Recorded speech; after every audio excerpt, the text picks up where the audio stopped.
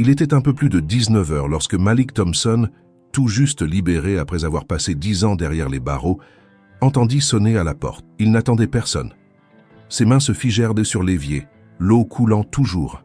L'air se fit plus tendu, plus lourd. Lentement, il se dirigea vers la porte, chaque pas résonnant plus fort que le précédent dans le silence de sa maison de campagne. Lorsqu'il l'ouvrit, son souffle se bloqua dans sa gorge. Elle était là, Alia, la femme dont il avait avoué le meurtre 10 ans plus tôt, debout sur son porche, vivante. Ses cheveux étaient en plus longs, sa silhouette légèrement plus mince, mais c'était elle, les mêmes yeux, la même voix lorsqu'elle murmura « Il faut qu'on parle ». Malik trébucha en arrière, s'agrippant au cadre de la porte pour se stabiliser. Cela ne pouvait pas être réel. Il avait tout dit à la police. Il leur avait montré où son corps était enterré. Il a purgé 10 ans de prison pour sa mort. Alors qui était cette femme? Comment était-elle vivante? Et si elle l'était, qui était enterré sous les arbres? Dehors, les cigales bourdonnaient plus fort. À l'intérieur, le cœur de Malik battait la chamade alors qu'un nouveau cauchemar commençait. Plus rien n'avait de sens. La vérité n'était pas seulement cachée, elle n'avait jamais été dite du tout. Avant que toute la vérité ne soit révélée, assurez-vous de vous abonner et d'appuyer sur la cloche. Et ici, chaque histoire est plus choquante que la précédente. Et vous ne voudrez pas manquer le prochain rebondissement. Faites partie d'une communauté qui remet tout en question. Même le système judiciaire lui-même. Malik Thompson était le genre d'homme en qui les gens avaient confiance instantanément. Il parlait doucement, choisissait ses mots avec soin et écoutait plus qu'il ne parlait. Professeur de philosophie titulaire dans un collège communautaire d'Atlanta, Malik avait construit une vie tranquille et stable, définie par la structure et l'intellect. Ses étudiants le respectaient, ses voisins le remarquaient à peine, et c'était exactement comme ça qu'il l'aimait. Il avait grandi dans le sud des États-Unis, élevé par sa grand-mère après avoir perdu ses 2 parents à l'âge de 10 ans. Les livres étaient devenus son sanctuaire, les idées, son armure. À 35 ans, Malik possédait une maison modeste, conduisait une vieille berline et organisait des soirées de jeux hebdomadaires avec quelques amis proches. Il ne buvait jamais trop, il ne s'attirait jamais d'ennui. Il était prévisible, et dans un monde plein de chaos, la prévisibilité était synonyme de sécurité. Quand il a rencontré Alia, tout a changé. Elle était magnétique, chaleureuse et énigmatique. Une assistante sociale au cœur tendre et aux yeux qui laissait entrevoir des chapitres cachés. Malik a été instantanément attiré par sa force tranquille, sa façon de rire à gorge déployée et son absence de réaction lorsqu'il parlait de douleur. Leur lien a été rapide mais profond. En l'espace d'1 an, ils se sont mariés. Le couple semblait parfait de l'extérieur. Dîner, escapade le week-end, bénévolat ensemble. Mais derrière les portes closes, les fissures ont commencé à se former. Alia est devenue distante. Elle a cessé d'assister aux événements. Parfois, elle disparaissait pendant des heures sans explication. Malik, qui avait soif de contrôle et de compréhension, luttait contre l'inconnu. Il posait des questions. Elle donnait des réponses vagues. Il insistait davantage. Elle devenait plus froide. Malgré tout, il y avait de beaux moments. Elle laissait de petites notes dans ses livres. Il restait debout tard pour parler d'art, de la vie, de Dieu. Mais l'amour était enchevêtré dans la confusion. Son désir de vérité et son besoin d'intimité étaient en constante collision. Les collègues de Malik remarquèrent qu'il était distrait. Il manqua quelques cours. Imani, la sœur d'Alia, cessa de lui rendre visite. L'atmosphère dans la maison s'alourdissait de jour en jour. Puis vint la nuit où Alia disparut. Au début, Malik affirma qu'elle était partie après une dispute, mais moins de 72 heures plus tard, il était en détention. Pas de lutte, pas d'avocat.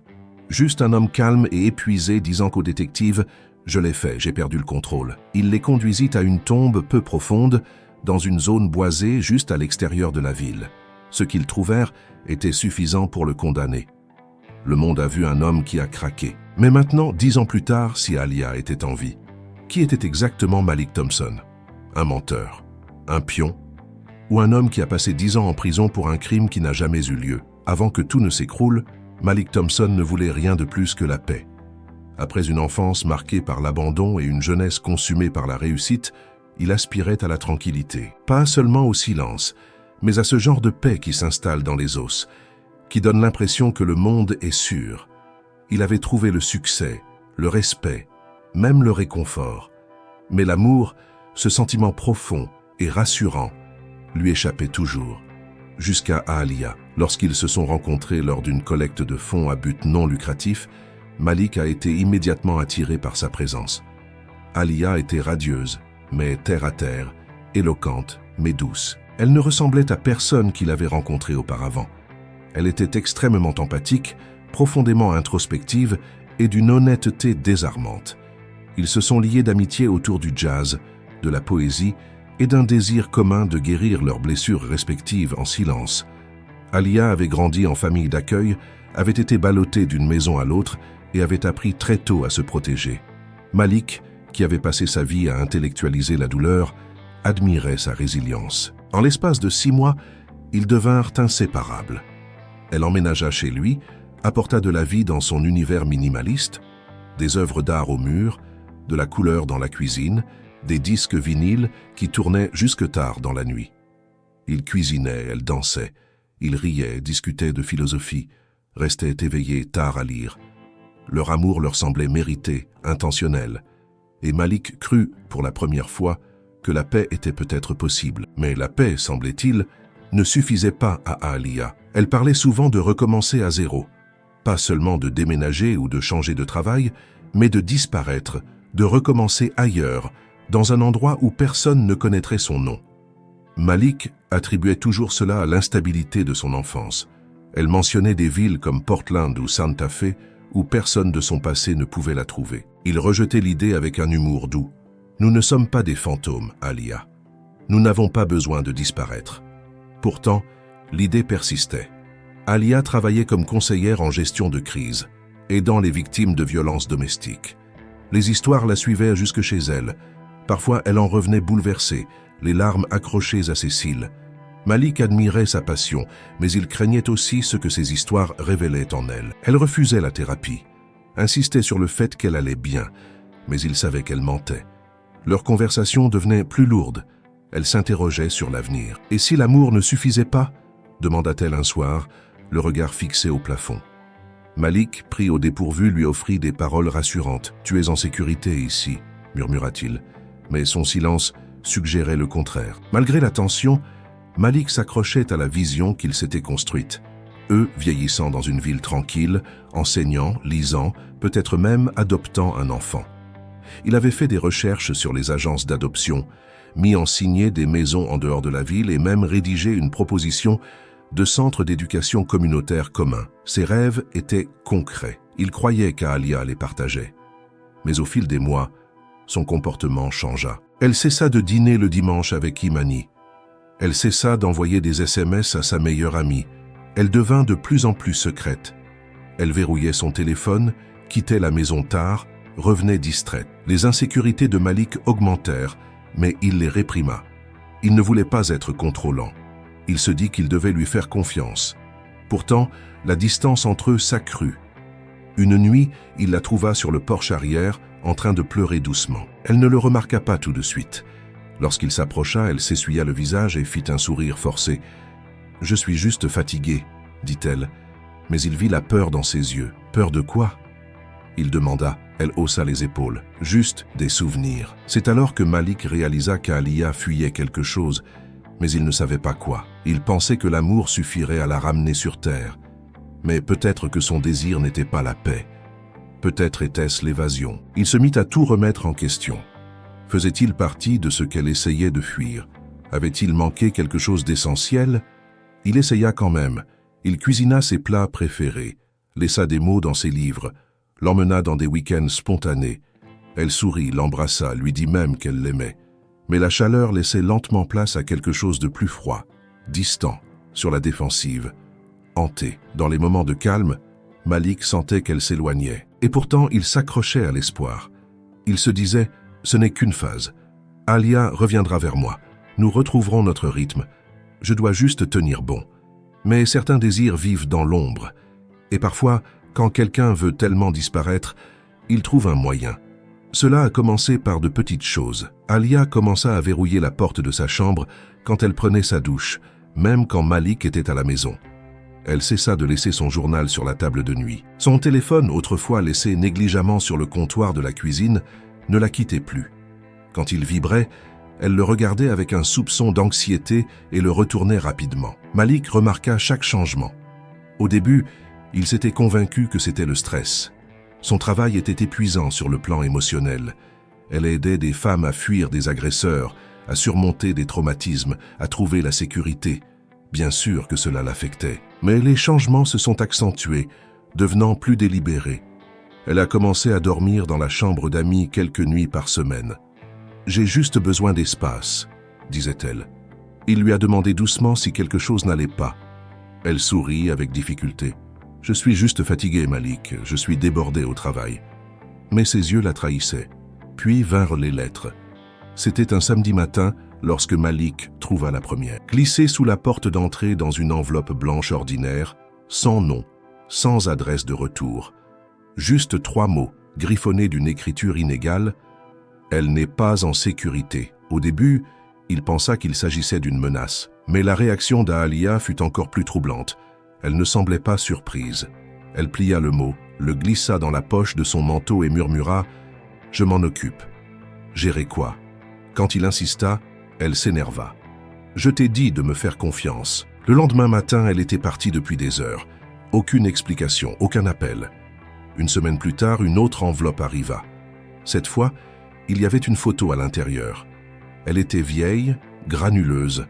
Alia, avec un homme que Malik n'avait jamais vu. L'image était troublante, son sourire forcé, sa main serrant trop fort son poignet. Ce soir-là, Malik l'attendait sur le porche, la photo à la main. « Qui est-ce » demanda-t-il d'une voix ferme.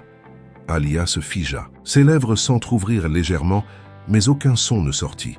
Finalement, elle dit « Quelqu'un d'avant ». Elle ne dit rien de plus, seulement qu'il était dangereux, qu'elle pensait l'avoir laissé derrière elle, que les choses étaient compliquées. Malik sentit une tempête monter en lui, peur, confusion, jalousie. Pourquoi ne lui avait-elle rien dit? Qui envoyait ces messages? Pourquoi maintenant? Puis, les appels téléphoniques commencèrent. Au début, ils étaient silencieux, juste une respiration à l'autre bout du fil. Puis, tard un soir, Malik décrocha et entendit la voix d'un homme. « Tu crois qu'elle est à toi ?» dit la voix rauque. « Tu ne sais même pas qui elle est. » La ligne se coupa. Cette même nuit, Alia refusa de sortir de la salle de bain pendant près d'1 heure. Lorsqu'elle le fit enfin, ses mains tremblaient. « Je dois partir », chuchota-t-elle. « Pas loin de toi, loin de tout ça. » Il lui proposa de partir avec elle, de déménager, de disparaître, de prendre un nouveau départ. Mais elle secoua la tête. Ce n'est pas si simple. Au cours des jours suivants, sa paranoïa s'intensifia. Elle dormait à peine. Elle sursautait à la moindre alerte. Une nuit, Malik la trouva dans la cuisine à 3 heures du matin, un couteau de cuisine à la main. « J'ai cru entendre quelque chose », dit-elle, les yeux écarquillés, la voix atone. Il commença à se demander si elle était en train de craquer ou si elle cachait quelque chose de plus sombre. Puis, elle disparut. Malik est rentré du travail et a trouvé la maison étrangement silencieuse. Sa voiture avait disparu. Son téléphone, son chargeur, son portefeuille, tout avait disparu. Sur la table, un mot de sa main, « Je suis désolé ». Ne me cherche pas. Aucune explication. Aucun au revoir. Juste le silence. Pendant 3 jours, Malik a essayé de se convaincre qu'elle reviendrait, qu'elle avait besoin d'espace, qu'elle s'était peut-être juste enfuie. Mais au fond de lui, quelque chose lui disait qu'elle ne reviendrait pas. Quand la police l'interrogea, il coopéra. Calme, affligé, perdu, jusqu'à ce que, après des heures d'interrogatoire, quelque chose en lui craque. Il avoua. Il dit qu'il s'était disputé, que les choses avaient dérapé, qu'il avait paniqué, qu'il avait enterré son corps dans les bois. Il les emmena sur le site. Ils trouvèrent un corps, et pour tous ceux qui regardaient, l'histoire avait du sens. Un homme qui perdait le contrôle, une femme qui essayait de partir, une autre tragédie d'amour devenue violente. Mais rien à propos d'Alia n'avait jamais été simple. Et la vérité non plus. La salle d'interrogatoire était froide, stérile. Le bourdonnement des néons était constant, comme un murmure bas et critique. Malik était assis, le dos voûté, les mains serrées devant lui, les doigts crispés, les jointures blanches. 2 inspecteurs le regardèrent de l'autre côté de la table, l'un silencieux, l'autre griffonnant des notes, comme si la respiration de Malik était à elle seule incriminante. Cela faisait près de 72 heures qu'Alia avait disparu. La première nuit, Malik n'a pas dormi. Il a fait des cercles dans la maison, vérifiant les portes, repensant à leur dernière conversation, écoutant au loin le bruit de sa voiture. La deuxième nuit, la panique l'a envahi. Il a conduit sans but pendant des heures, scrutant les ruelles, s'arrêtant dans les stations-service, scrutant les visages. Le troisième jour, il était assis à l'arrière d'une voiture de patrouille, le cœur battant la chamade, se répétant sans cesse « Je ne lui ai pas fait de mal ». Mais maintenant, sous le poids du silence et de la suspicion, quelque chose s'est fissuré. Le détective André Walker se pencha en avant, la voix basse, presque gentille. « Malik, nous voulons juste la vérité. Tu as toujours été le plus calme, le plus rationnel. Mais même les meilleurs d'entre nous, nous craquons. » Malik leva les yeux. Ses yeux étaient vitreux, distants. « Je ne voulais pas », murmura-t-il. C'était tout ce dont ils avaient besoin. Les mots se déversèrent ensuite, hésitants, mais accablants. Il leur raconta la dispute. Il dit qu'elle voulait partir et qu'il ne pouvait pas le supporter. Qu'elle avait dit des choses qui l'avaient poussé à bout, qu'il avait attrapé ses bras, qu'elle était tombée, s'était cogné la tête, qu'il avait paniqué. « Je l'ai enterrée », dit-il d'une voix à peine audible. « Je ne savais pas quoi faire d'autre. » Les inspecteurs échangèrent un regard. Walker fit glisser un magnétophone sur la table. « Racontez-le encore, depuis le début. » Et il le fit. Il décrivit l'endroit, boisé, isolé, un endroit où ils avaient l'habitude de faire de la randonnée ensemble. Il donna les coordonnées, décrivit l'arbre au tronc fourchu, la parcelle de terre encore molle sous la mousse. Il dit qu'il l'avait enveloppée dans une couverture avant de la recouvrir de terre. Tout était trop vivant. Cette nuit-là, la police et les équipes médico-légales se sont rendus sur les lieux décrits par Malik. Ils ont trouvé le corps après minuit, en état de décomposition avancée mais clairement féminin, enveloppé dans un tissu.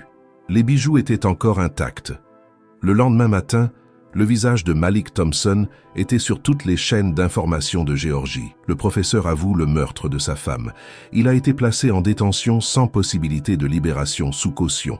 Sa photo d'identité judiciaire, avec ses grands yeux et ses joues creuses, a été placardée sur tous les supports. D'anciens étudiants ont publié des captures d'écran avec des légendes telles que « J'ai toujours su qu'il y avait quelque chose qui clochait ». Les journalistes ont campé devant le commissariat. Les talk-shows ont spéculé sur les motifs. Les blogueurs spécialisés dans les faits divers ont disséqué chaque détail des aveux. Et l'opinion publique a réagi rapidement. La famille d'Alia était dévastée.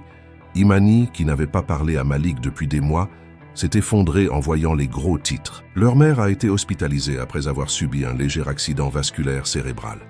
Les amis du couple ont fait des déclarations pleines d'incrédulité et d'horreur. « Il semblait tellement amoureux », a déclaré l'un d'eux. « Il était calme, mais nous n'aurions jamais imaginé cela. » Les médias l'ont surnommé « le crime de l'éducateur ». Ironie tragique, Malik, l'homme qui enseignait l'éthique, est désormais accusé de la trahison ultime. Dans la prison du comté, Malik est maintenu à l'isolement pour sa propre sécurité. Les détenus ont vu les informations. Certains se souviennent de son visage lors de conférences ou de débats publics. Il est devenu un symbole de l'hypocrisie, de l'amour brisé, de la mince frontière entre l'intellect et l'impulsion. Son avocat tente de négocier un accord. Le procureur ne veut rien entendre. Le procès se déroula rapidement. La défense s'appuya sur la contrainte émotionnelle, la folie passagère. Elle mit en avant son casier judiciaire vierge, les aveux, les remords. Mais l'accusation brossa un tableau différent. Contrôle, possessivité, obsession déguisée en amour. Le jury délibéra pendant moins de 4 heures. Coupable de meurtre au second degré, condamné à 22 ans. Lorsque le verdict fut lu, Malik ne broncha pas. Il ferma simplement les yeux. Devant le tribunal, Imani s'adressa à la presse. Sa voix tremblait de douleur et de colère. « Il n'a pas seulement pris la vie de ma sœur, il a pris notre paix. Il a porté un masque pendant des années, et nous ne l'avons jamais vu. » Pendant les 10 années qui suivirent, Malik vécut derrière du béton et de l'acier, se réveillant à la même heure chaque matin, mangeant des repas sans saveur, lisant des livres qui ne lui offraient plus d'échappatoire. Il ne parlait à personne, n'acceptait aucune visite. Il ne plaisait à personne, parce qu'au fond de lui, il croyait ce que le monde croyait, qu'il avait tué la seule femme qu'il ait jamais aimée, qu'il méritait d'être puni. Il était devenu le fantôme de l'homme qu'il avait été. Mais au plus profond de lui, enfoui sous des couches de culpabilité et de confusion, il y avait une lueur de doute. Une question qu'il ne s'était jamais posée à haute voix. Et si je ne l'avais pas fait? La condamnation de Malik Thompson a eu des répercussions dans tous les aspects de sa vie. Ce n'était pas seulement une peine légale, c'était un effondrement total de son identité, de ses relations et de son sens de la vie. Pour quelqu'un qui avait construit son monde autour de la discipline, de la logique et du contrôle, être qualifié de meurtrier l'a dépouillé de tout ce qui lui donnait autrefois des repères. Le jour de sa condamnation, la salle d'audience était plongée dans un silence pesant. Le côté réservé à Aaliyah était rempli d'amis et de membres de sa famille vêtus de noir. Imani était assise au premier rang, immobile, le visage de pierre. Lorsque le juge a annoncé la peine de 22 ans, personne n'a pleuré. Il n'y a pas eu d'explosion, juste un soupir collectif, comme si le poids de l'attente de la justice avait enfin été libéré. Mais le silence qui suivit était loin d'être paisible. Imani cessa de répondre aux appels téléphoniques. Les amis de l'université effacèrent les photos de Malik des événements de groupe, supprimèrent les anciens messages, bloquèrent son numéro. Les collègues retirèrent son nom des articles publiés. L'université où il avait autrefois enseigné annonça une rupture officielle de tous les liens, invoquant des motifs moraux et professionnels. Même les voisins qui avaient autrefois partagé un café et une conversation chuchotèrent maintenant en passant devant la maison des Thompson, abandonnée et envahie par l'herbe. La maison qui résonnait autrefois de musique et de rire était désormais pleine de poussière. Pour la famille d'Aaliyah, les conséquences ont été tout aussi brutales. Sa mère, Loretta, ne s'est jamais remise du choc. Déjà fragile pour des raisons de santé, la nouvelle du meurtre de sa fille et de l'arrestation de Malik l'a plongée dans une spirale infernale. Elle a subi un deuxième accident vasculaire cérébral 3 mois plus tard et a dû être prise en charge 24 heures sur 24. Imani a pris le rôle de soignante, mais l'amertume l'a consumée. Elle passait des nuits à écouter les messages vocaux d'Aaliyah, à relire des SMS, à essayer de comprendre ce qu'elle avait manqué. Elle ne pouvait pas accepter que sa sœur soit partie, encore moins aux mains de quelqu'un en qui ils avaient tous confiance. Et le corps, bien qu'il ait été retrouvé et identifié, n'a pas permis de tourner la page. Il était en état de décomposition avancée au point d'être méconnaissable.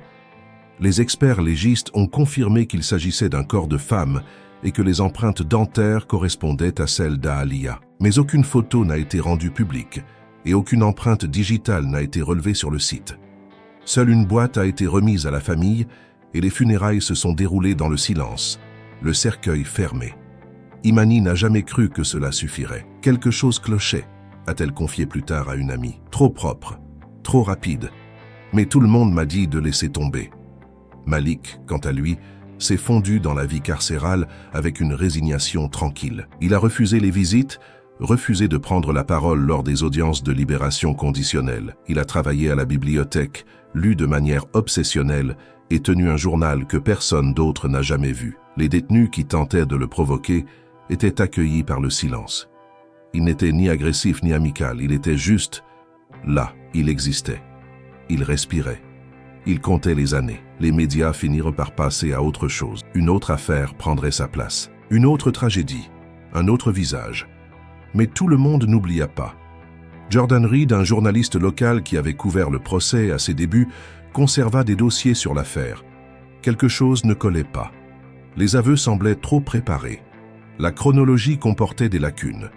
Des sources murmuraient que les preuves originales recueillies sur les lieux étaient minces, circonstancielles. Mais lorsque Reed insista, on lui fit la sourde oreille. « Ils ont obtenu des aveux », lui avait dit un inspecteur. Fin de l'histoire. Mais Reed avait grandi dans le même quartier d'Atlanta que Malik. Il se souvenait des conférences publiques gratuites du professeur, des mentorats, de la façon dont Malik parlait de la vérité comme si elle était sacrée. Il n'avait pas l'air d'un homme qui avait craqué. Et Reed savait à quelle fréquence les hommes noirs étaient précipités dans le système judiciaire lorsque les émotions étaient vives. Pourtant, en l'absence de victimes survivantes, de suspects alternatifs et de motifs plus plausibles qu'une dispute conjugale qui a mal tourné, Reed a classé l'affaire, jusqu'au jour où il a reçu un appel, 10 ans plus tard. Mais à l'époque, pendant ces premiers longs mois qui ont suivi la condamnation, le monde a continué de tourner sans Malik. L'université l'a remplacé. Les programmes qu'il avait créés ont été rebaptisés. Ses étudiants ont obtenu leur diplôme. Son héritage a été effacé. La maison a été vendue. L'arbre sous lequel il avait demandé Aaliyah en mariage avait été abattu lors d'un projet de rénovation du quartier, Même le temps lui avait tourné le dos. Dans sa cellule, Malik luttait contre la culpabilité. Il avait avoué.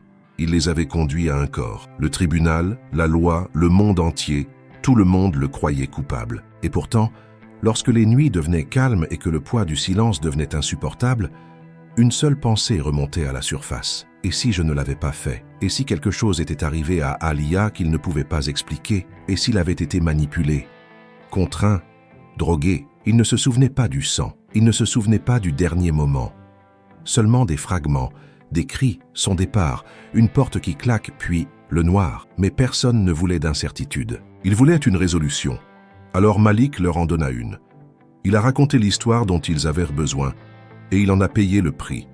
Mais à l'extérieur des murs de la prison, la vérité attendait. Patiente, invisible, et plus dangereuse que quiconque ne l'imaginait. Si cette histoire vous a déjà fait réfléchir, laissez un like et commentez ce que vous auriez fait à leur place.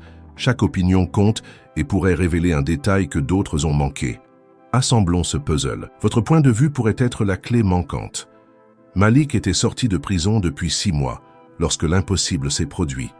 C'était un jeudi soir, juste après le crépuscule, et l'air de sa paisible cabane en location à la périphérie d'Athens, en Géorgie, était chargé de l'humidité estivale. Malik avait passé la journée à faire des choses habituelles, ranger les quelques livres qu'il avait apportés de prison, faire le tour de la propriété, éviter la ville.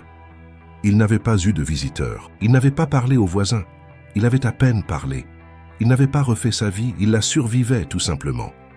Puis quelqu'un frappa à la porte. Ce n'était pas fort, juste 3 coups légers, délibérés. Malik s'approcha de la porte avec précaution, s'attendant à ce qu'il s'agisse d'une erreur de livraison ou d'un groupe religieux local offrant le salut. Mais lorsqu'il ouvrit la porte, son monde bascula. Alia se tenait là, pas un souvenir, pas un fantôme, pas quelqu'un qui lui ressemblait, mais elle, vivante. Elle était plus mince, ses cheveux étaient les plus longs et ses yeux avaient plus de poids que dans ses souvenirs. Mais il ne pouvait pas se tromper. Pas pour Malik. Il ne pouvait pas parler.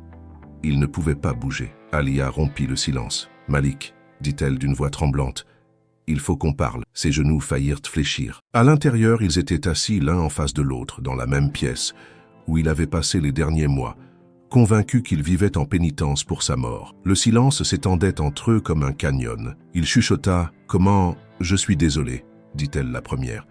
Tu n'étais pas censé aller en prison. » Il retint son souffle. « Qu'est-ce que ça veut dire ?» Elle baissa les yeux. « C'est compliqué. » Il la regarda fixement, les yeux écarquillés. « Compliqué ? J'ai avoué t'avoir tué. Ils ont trouvé un corps. Je t'ai enterré. »« Non, dit-elle doucement. Tu ne l'as pas fait. » Les jours qui suivirent furent un mélange d'incrédulité, de rage et de réalité qui se défaisait. Alia resta dans la cabane. Elle refusa d'aller à la police, du moins pas encore. Elle prétendit qu'elle était suivie, que revenir maintenant était risqué. Mais elle lui promit aussi la vérité. Petit à petit, elle se révéla. Elle avait simulé sa mort. Cela n'avait pas commencé ainsi. Au début, elle voulait simplement disparaître, échapper à un cycle de peur, de menaces et de contrôle qui, selon elle, ne finirait jamais. Les lettres, les appels tardifs, l'homme dans l'ombre, tout cela était réel. Caleb Brooks, son ex-petit ami d'il y a des années, l'avait retrouvée. Il l'avait menacée, elle, mais aussi Malik. Elle a dit qu'elle avait essayé de gérer la situation elle-même. Elle ne voulait pas accabler Malik, pensant qu'il ne comprendrait pas. Elle avait donc prévu de s'enfuir. Mais la nuit de son départ, les choses ont dérapé. Caleb l'a interceptée. Ce qui s'est passé dans les bois, a-t-elle affirmé, était également flou pour elle. Il y avait eu une lutte. Elle se souvenait d'avoir crié, puis d'avoir perdu connaissance. Quand elle s'était réveillée, Caleb était parti. Son téléphone aussi, ainsi que sa carte d'identité. Et elle était traquée. Elle avait fui à travers les frontières de l'État. Était restée hors des sentiers battus, avait utilisé de l'argent liquide, dormi dans des refuges, puis avait finalement obtenu l'aide d'un ancien client qui lui devait une faveur. C'est ainsi qu'elle avait obtenu de nouveaux papiers, un nouveau nom et un endroit où se cacher. Le corps dans les bois. « Je ne sais pas », admit Alia, la voix brisée. « Mais ce n'était pas moi. » Malik ne pouvait pas le croire. Il voulait crier. Il voulait la secouer. Il voulait la serrer dans ses bras. Au lieu de cela, il lui posa une question. « Pourquoi revenir maintenant ?» Elle croisa son regard. « Parce que j'ai vu ton visage aux informations quand tu es sorti. et je savais que je ne pouvais plus garder le silence. Cette nuit-là, Malik ne dormit pas. Il la regarda, recroquevillée sur le canapé, ne sachant pas si elle était réelle ou le fruit d'années de culpabilité et de solitude. Le lendemain matin, il prit une décision. Il appela la seule personne qui, selon lui, pourrait l'écouter, Jordan Reed. Le journaliste décrocha après la première sonnerie. « Vous n'allez pas croire ce que j'ai à vous dire », dit Malik. Et il avait raison. Jordan Reed avait couvert des centaines d'affaires au cours de sa carrière. Certaines tragiques, d'autres exaspérantes, mais aucune ne l'avait jamais hanté comme l'histoire de Malik Thompson. Quelque chose chez ce professeur discret devenu tueur condamné ne collait pas. Les aveux de Malik, son absence totale de résistance, l'absence de preuves médico-légales solides, tout semblait précipité. Mais sans victime vivante, il n'y avait pas lieu de remettre en question la version officielle, jusqu'à maintenant. Lorsque Jordan entendit la voix calme et posée de Malik au téléphone, disant « Elle est vivante », il se figea. « Aaliyah est vivante. Elle est ici, avec moi. » Son instinct lui criait que cela ne pouvait pas être vrai, mais Malik n'avait pas l'air délirant. Il avait l'air d'un homme qui vacillait entre la justification et la dépression. En quelques heures, Jordan était en route pour Athènes. Il se gara à 2 kilomètres de la cabane de Malik, parcourant le reste du chemin à pied pour éviter d'attirer l'attention. Ce qu'il trouva à l'intérieur le stupéfia. Aaliyah, vivante, respirant, nerveuse. Oui, mais vivante. Il avait couvert ses funérailles. Il s'était tenu devant le palais de justice après la condamnation de Malik. Il avait même interviewé sa sœur en deuil. Maintenant, elle était assise devant lui, sirotant du thé avec des mains tremblantes. « Je ne suis pas morte », dit-elle doucement. Mais quelqu'un l'a fait. Jordan a tout enregistré avec sa permission. Elle a détaillé les abus, les menaces, la peur qu'il a consumée pendant des années. Caleb Brooks n'était pas seulement une figure de son passé, c'était un prédateur. Et quand il l'a retrouvé, tout s'est effondré. Aaliyah pensait qu'elle n'avait pas le choix. Elle avait essayé les ordonnances d'éloignement, les rapports de police. Rien n'avait fonctionné. Lorsqu'il s'est présenté à Atlanta, la regardant depuis l'autre côté de la rue, glissant des lettres sous leur porte, laissant des messages vocaux à des heures bizarres, elle a su qu'elle était traquée. Elle a donc planifié sa disparition. Mais la nuit où elle a tenté de s'enfuir, Caleb est intervenu. Elle s'est évanouie pendant l'altercation. À son réveil, elle n'avait plus de papier d'identité et se trouvait dans un endroit inconnu, en sang, pieds nus et terrifiée. Elle s'est enfuie et elle était restée partie. « Je ne savais pas que quelqu'un serait accusé », a-t-elle dit à Jordan. Pas comme ça, pas Malik, mais quelqu'un avait été accusé. Quelqu'un avait été enterré. Et maintenant, Jordan se posait une question plus importante. Qui était la femme dans les bois? Les dossiers officiels l'identifiaient comme étant Aaliyah sur la base des dossiers dentaires, mais Jordan avait lu les notes du médecin légiste des années auparavant. Le corps était en mauvais état, à peine reconnaissable. L'identification avait été utilisée pour confirmer l'identité, mais si ce n'était pas la sienne. Il commença à rassembler des dossiers, à rechercher toutes les personnes qu'Aaliyah avait connues avant sa disparition. Il examina les rapports de personnes disparues de cette année-là. Plus il avançait, plus il y avait de trous. Un nom ressortit, Danielle Moss, une femme portée disparue 2 semaines avant la disparition d'Aaliyah. Même carrure, très similaire, aucune observation confirmée depuis. Jordan se rendit au bureau du médecin légiste et demanda à avoir accès aux preuves ADN archivées. Il utilisa ses accréditations de presse, de vieilles faveurs et même des menaces de divulgation pour faire pression sur les bonnes personnes. Il contacta un membre du laboratoire criminel de l'État qui accepta de procéder à un nouveau test à partir de nouveaux échantillons fournis, en comparant cette fois les résultats avec ceux de la mère de Daniel, qui était toujours en vie. Le résultat fit voler tout en éclats. Le corps retrouvé dans les bois n'était pas celui d'Aaliyah Thompson. C'était Danielle Moss. Jordan a confronté le bureau du procureur avec les résultats. Au début, ils ont fait de l'obstruction. Ils ont refusé l'accès à d'autres dossiers, refusé de commenter, mais les données étaient irréfutables.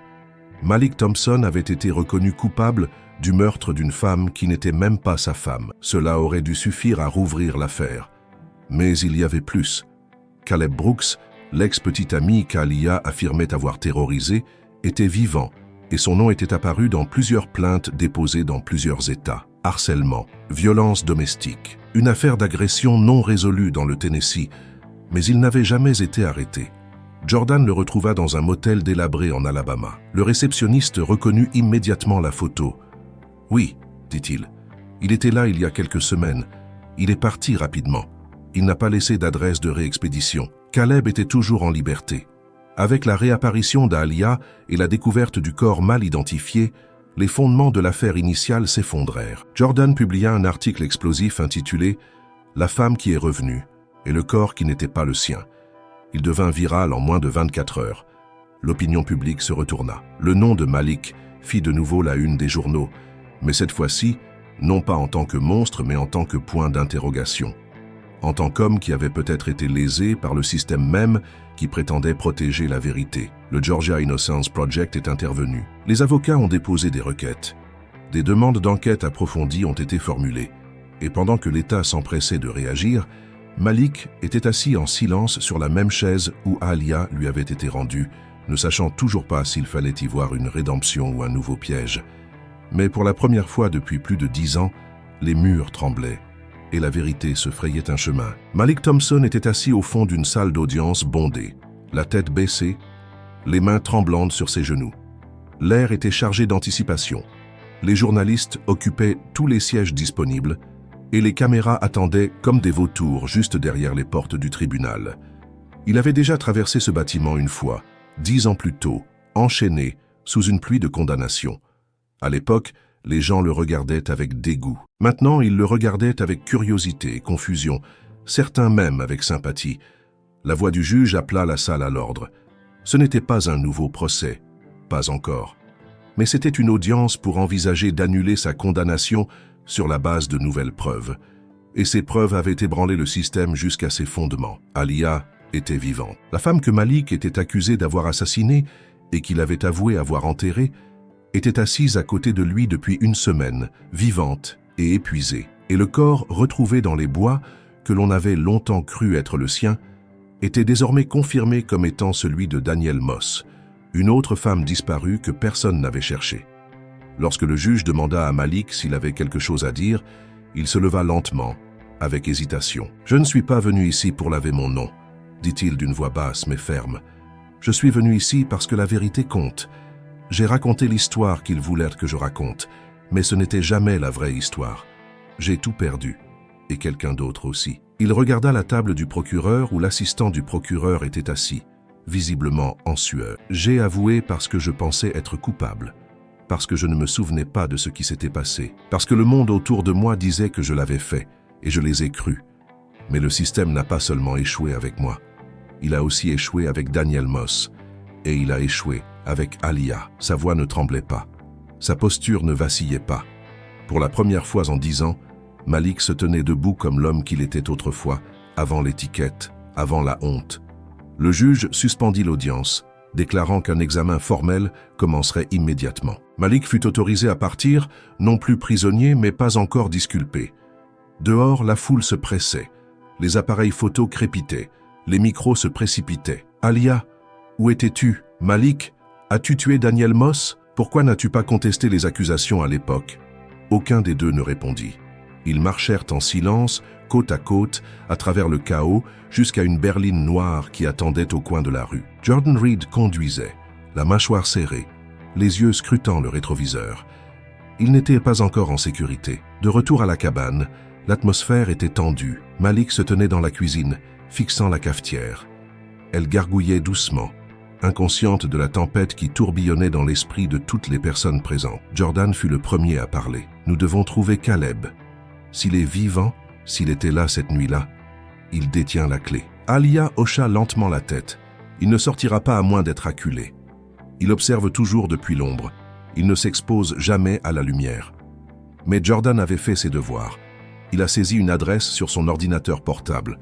Une boîte postale louée au nom de Caleb à 2 villes de là. Les images de surveillance du centre de courrier, datées de quelques jours plus tôt, montraient un homme de grande taille portant un sweat à capuche, jetant un coup d'œil autour de lui avant d'entrer. Alia se raidit. C'est lui. Le piège était tendu. Avec l'aide des autorités locales et sous la pression des médias, une opération d'infiltration a été coordonnée. Elle a duré 3 jours. Caleb était prudent, paranoïaque, changeant constamment de routine. Mais le 4e jour, il s'est présenté à la boîte. La police est intervenue. Il s'est enfui. À travers une ruelle, par-dessus une clôture, jusqu'à ce qu'il soit plaqué au sol, face contre terre dans le gravier, en criant « Vous ne savez pas ce qu'elle a fait, vous ne savez pas ce qu'elle m'a fait faire ». Au poste interrogé, Caleb a craqué. Il a admis avoir vu Alia cette nuit-là, avoir voulu la confronter, l'avoir traînée dans les bois. Mais il a nié avoir tué qui que ce soit. Il a dit qu'il y avait une autre femme qui avait essayé d'aider Alia. Il a dit qu'il y avait eu de la confusion, des cris, du sang, puis plus rien. Il s'est évanoui. Mais les équipes médico-légales ont récupéré des objets dans la chambre de motel de Caleb. Un bracelet correspondant à celui figurant sur la liste des personnes disparues de Daniel Moss. Des traces de sang dans l'évier. Et dans son coffre, des gants couverts de saleté et du tissu déchiré. Le procureur n'avait pas le choix. Une requête en annulation de la condamnation de Malik Thompson a été déposée le lendemain matin. Lorsque le juge a annoncé la décision au tribunal, Malik n'a pas réagi. Il a simplement expiré. 10 ans de silence, d'ombre, de doute sur soi-même, relâché d'un seul coup. « Vous êtes par la présente disculpé », a déclaré le juge. « Votre casier judiciaire sera effacé. L'État présente ses excuses officielles pour cette erreur judiciaire. » La salle d'audience n'a pas explosé. Elle a retenu son souffle.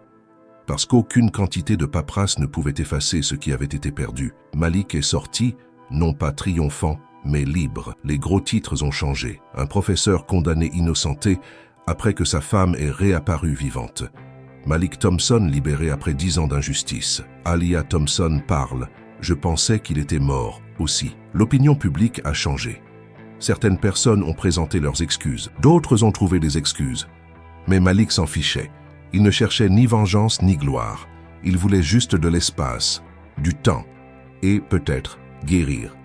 Alia est restée quelques jours de plus. Ils ont parlé, discuté, pleuré. Puis elle est repartie, non pas par peur cette fois, mais pour recommencer à sa manière. « Je ne peux pas réparer ce qui s'est passé », lui dit-elle, « mais je ne peux pas non plus rester dans cette situation. » Il comprit. L'histoire de Jordan a été diffusée à la télévision nationale. Interviews, podcasts spéciaux. Des documentaires ont suivi.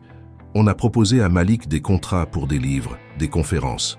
Il a refusé la plupart, mais il a accepté de faire une déclaration télévisée. Devant la caméra, il était assis dans un fauteuil en cuir usé, une étagère derrière lui. « Je n'ai jamais cherché à me racheter », a-t-il déclaré. Juste la vérité. Et la vérité a un prix. Mais elle a aussi du pouvoir. Parfois, elle arrive tard, mais elle arrive. Et sur ces mots, il s'est levé. Un homme qui ne se définit pas par ce qu'on lui a fait, mais parce qu'il a choisi de faire de la vérité. Lorsque le juge a déclaré la condamnation de Malik Thompson nulle et non avenue, le son qui a rempli la salle d'audience n'était pas des acclamations, mais un silence. Un silence lourd et stupéfait qui portait le poids de 10 ans de chagrin, de confusion et de questions réprimées. Alors que Malik sortait du palais de justice en homme libre, la foule à l'extérieur bourdonnait de curiosité. Les journalistes l'appelaient, les flashs des appareils photos lui piquaient les yeux et les micros encombraient son visage. Mais il ne parlait pas, pas encore. Derrière lui, Alia se tenait juste devant le seuil, les yeux baissés, à peine capable de regarder la foule. Pour le monde entier, son retour avait bouleversé toutes les certitudes. Elle avait été un symbole de tragédie. Maintenant, elle était tout autre chose. Une énigme, une survivante, une femme à qui on reprochait autant qu'on avait pitié d'elle. Le public ne savait pas comment réagir. Certains qualifiaient Malik de héros, d'emblème de l'échec systémique et de résilience silencieuse. D'autres exigeaient de savoir pourquoi il avait avoué un meurtre qu'il n'avait pas commis. Sur les forums en ligne, les gens spéculaient à tout va. Protégeait-il quelqu'un? Alia mentait-elle? Était-ce un coup monté? Au commissariat d'Atlanta, le détective André Walker était assis à son bureau, les informations défilant sur un écran muet dans le coin. Les mots Malik Thompson disculpé défilèrent en bas de l'écran. Il se pencha en arrière sur sa chaise, l'expression indéchiffrable. Il avait interrogé Malik 10 ans auparavant. Il s'était assis en face de lui et avait entendu les mots « Je l'ai fait ». À l'époque, cela semblait clair et net. Des aveux, un corps, un mobile enraciné dans la passion et la jalousie. Mais maintenant, Walker sentit le doute le piquer. Peut-être avait-il trop insisté. Peut-être n'avait-il pas écouté assez attentivement. Peut-être, comme tant d'autres dans le système, avait-il voulu une résolution plus que la vérité. De l'autre côté de la ville, Dans un modeste établissement de soins pour personnes âgées, Loretta James, la mère d'Aaliyah, regardait le journal télévisé en direct depuis son fauteuil inclinable. Son visage était plus mince qu'il ne l'avait été, ses mains tremblaient. Pendant des années, elle avait cru que sa fille était morte de mort violente.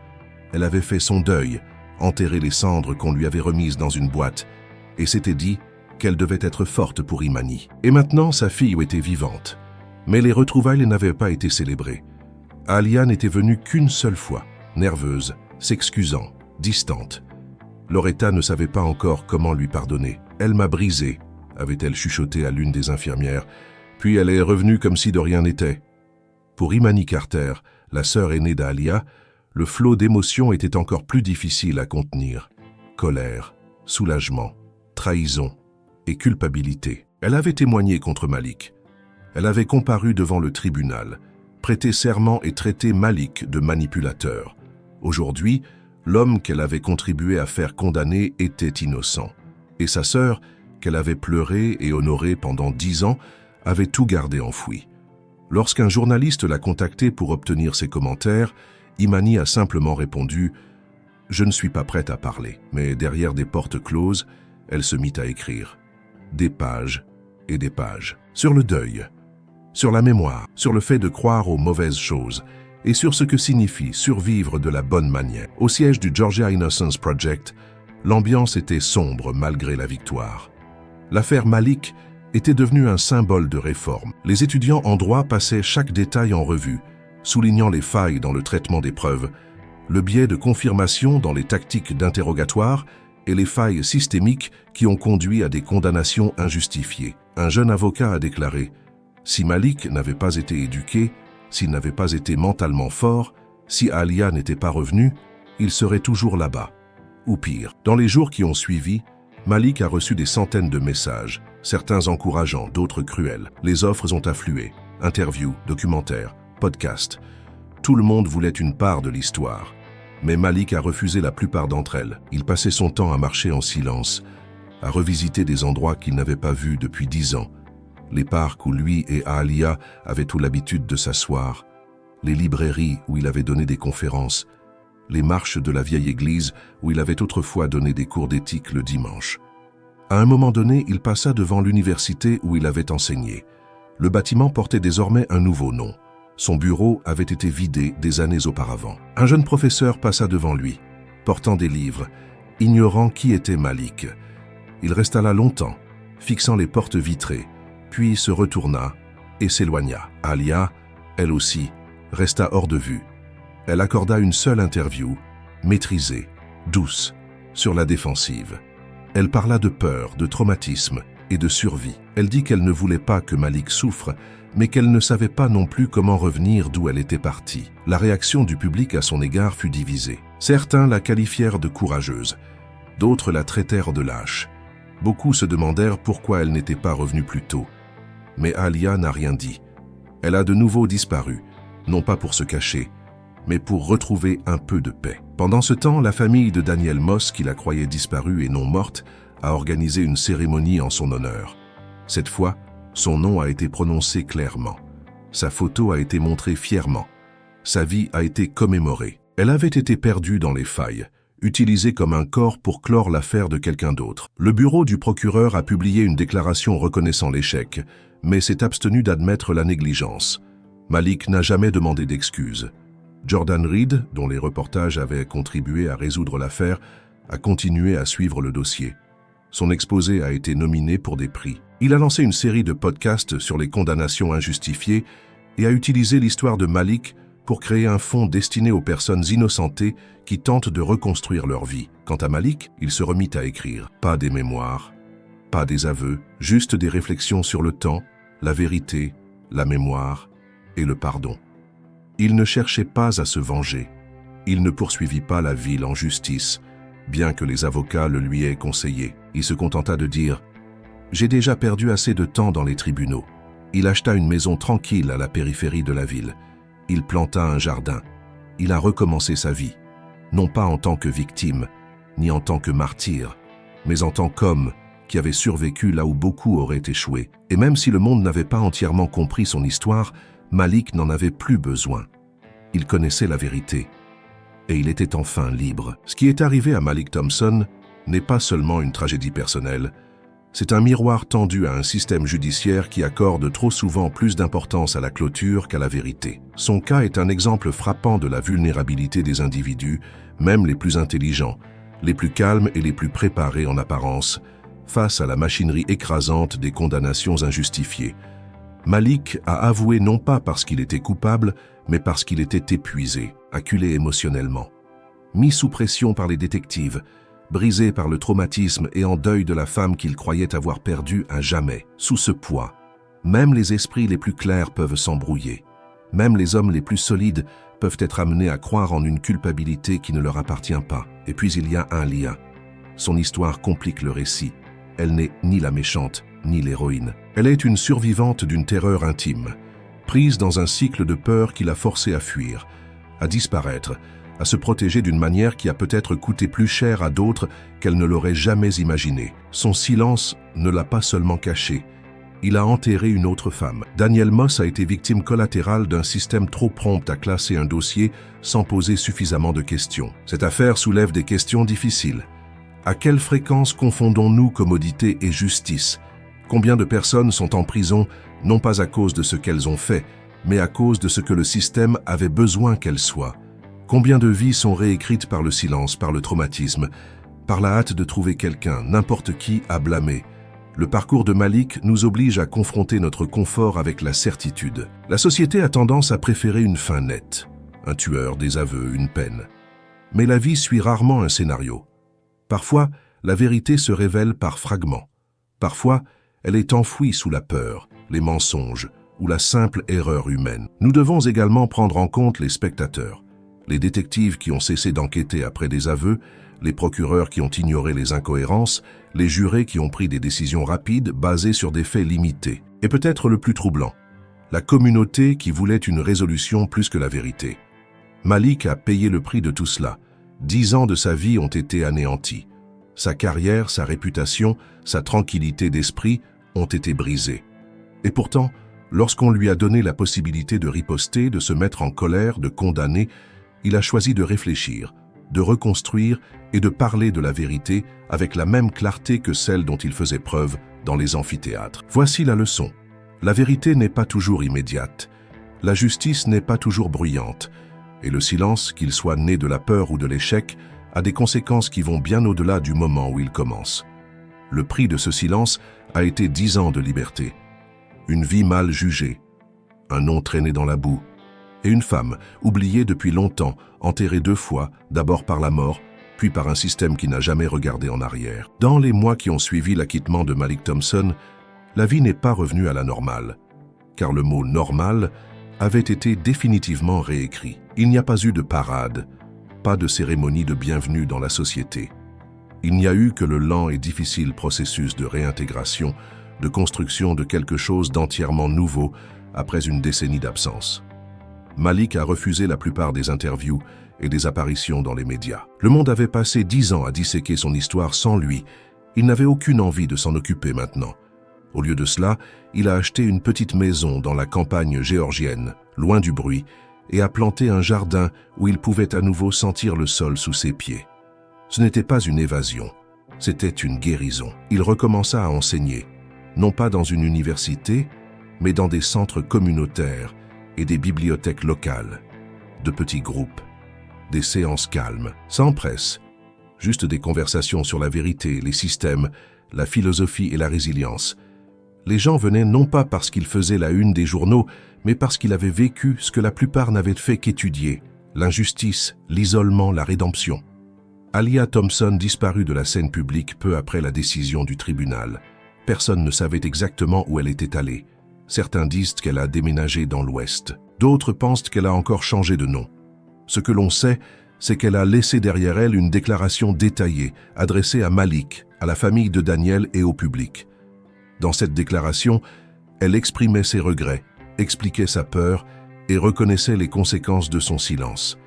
Ce n'étaient pas des excuses que tout le monde pouvait accepter, mais c'était un début. La famille de Daniel Moss a reçu des excuses officielles de l'État. Sa mère, Deborah Moss, a enfin pu enterrer sa fille sous le bon nom. Elle comptait, a déclaré Deborah lors d'une conférence de presse. Même s'ils l'ont oublié, nous ne l'avons jamais fait. Le Georgia Innocence Project a utilisé le cas de Malik pour plaider en faveur de l'enregistrement vidéo obligatoire de tous les interrogatoires de police, d'un examen plus approfondi, des identifications médico-légales et de processus d'examen plus rigoureux avant d'accepter des aveux comme preuve concluante. La campagne du projet a pris de l'ampleur, conduisant à des propositions de législation dans plusieurs États. Le détective André Walker a pris une retraite discrète 2 mois après la clôture officielle de l'affaire. Il n'a jamais fait de déclaration publique, mais des sources internes ont déclaré qu'il avait du mal à accepter la façon dont l'affaire s'était terminée. « Nous étions censés trouver la vérité », aurait-il déclaré à un collègue. Pas seulement un nom à blâmer. La série de podcasts de Jordan Reed est devenue l'une des émissions d'investigation policière les plus téléchargées de l'année. Mais même s'il a remporté des prix et attiré l'attention, il a rappelé à son public « Cette histoire n'est pas une question de célébrité.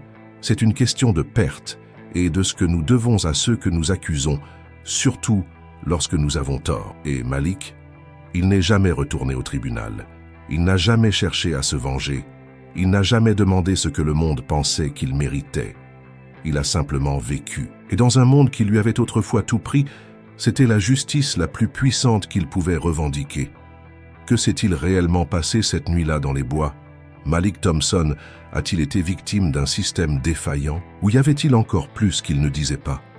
Alia n'avait-elle vraiment pas d'autre choix que de disparaître? Et Danielle Moss, combien d'autres comme elle ont été enterrés sans que justice ne soit rendue, utilisés comme des pièces de puzzle dans des histoires qui ne leur appartiennent pas? Cette affaire nous laisse plus que des réponses, elle nous laisse des questions profondes et dérangeantes, sur la vérité, sur la confiance, sur la rapidité avec laquelle nous sommes prêts à croire une histoire lorsqu'elle nous donne un méchant à blâmer, et sur le temps pendant lequel nous sommes prêts à ignorer le silence de ceux qui n'ont plus de voix. Maintenant, nous voulons vous entendre. Croyez-vous que Malik a vraiment trouvé la paix après tout ce qu'il a enduré? Alia devrait-elle être tenue responsable de son silence? Et que devrait-il arriver au système qui a échoué, non pas une, mais 2 fois? Déposez votre théorie dans les commentaires ci-dessous. Chaque angle, chaque soupçon, chaque élément qui ne vous semble pas cohérent. Parce que les histoires comme celle-ci méritent d'être remises en question et remémorées. Et si cette histoire vous a fait réfléchir, si elle vous a ému, choqué ou même mis en colère, partagez-la avec vos amis, avec quelqu'un qui a besoin de voir ce que le silence peut coûter. Abonnez-vous à notre chaîne et activez les notifications, car chaque semaine, nous vous proposons des histoires comme celle-ci, des cas réels, des personnes réelles et des mystères qui refusent de se reposer. Ne vous contentez pas de regarder, participez à la conversation, car la justice ne commence pas dans la salle d'audience. Elle commence avec vous.